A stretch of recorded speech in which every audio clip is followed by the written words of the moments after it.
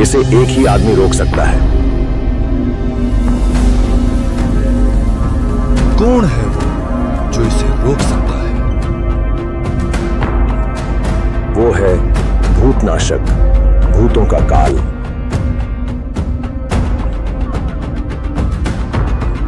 ऐसे देख भूत भी डर जाते हैं, लेकिन ये भी एक भूत है। भूतों का सरदार चामुंडा। हाँ, ये चामुंडा भी किसी भूत से कम नहीं है।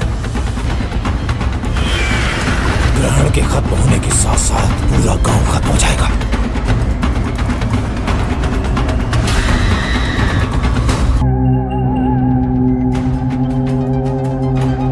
लेकिन आज वो डायन बन चुकी है और वो तुमसे बदला लेने आई है। सर बचा लो हमें, मैं मरना नहीं चाहता।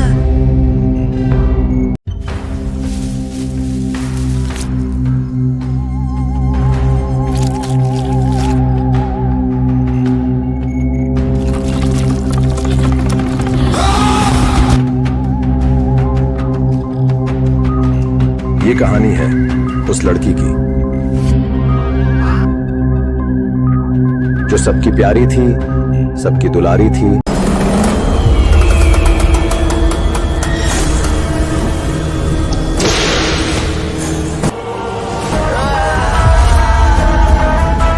ईश्वर की आज्ञा से भी ऊपर है कर्म का सिद्धांत।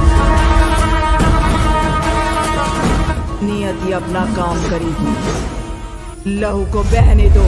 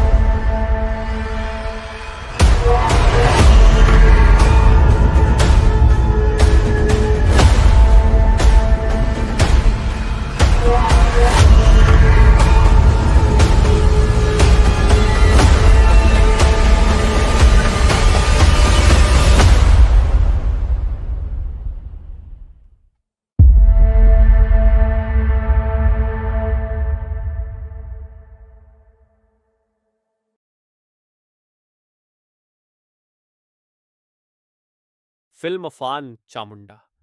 चामुंडा एक छोटे से पहाड़ी गांव की कहानी है जो घने जंगलों के बीच बसा हुआ है। इस गांव में एक प्राचीन मंदिर है जिसे चामुंडा देवी का मंदिर कहा जाता है।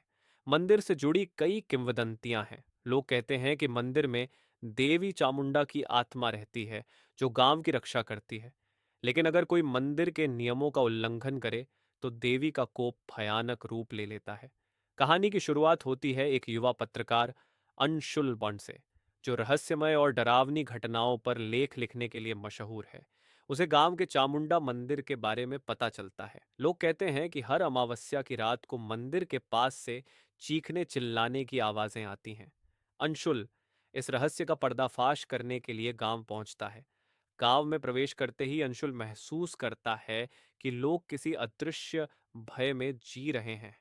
वह गांव के मुखिया पंडित भुवन पाबाल्ट से मिलता है, जो उसे मंदिर के नियमों के बारे में बताते हैं।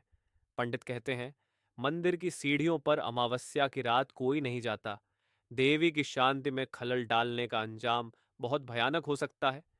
अंशुल इन चेतावनियों को नजरअंदाज कर मंदिर जाने का फैसला करता है। अमावस्या की रात वह अपनी कैमरा और रिकॉर्डिंग उपकरण लेकर मंदिर की ओर बढ़ता है।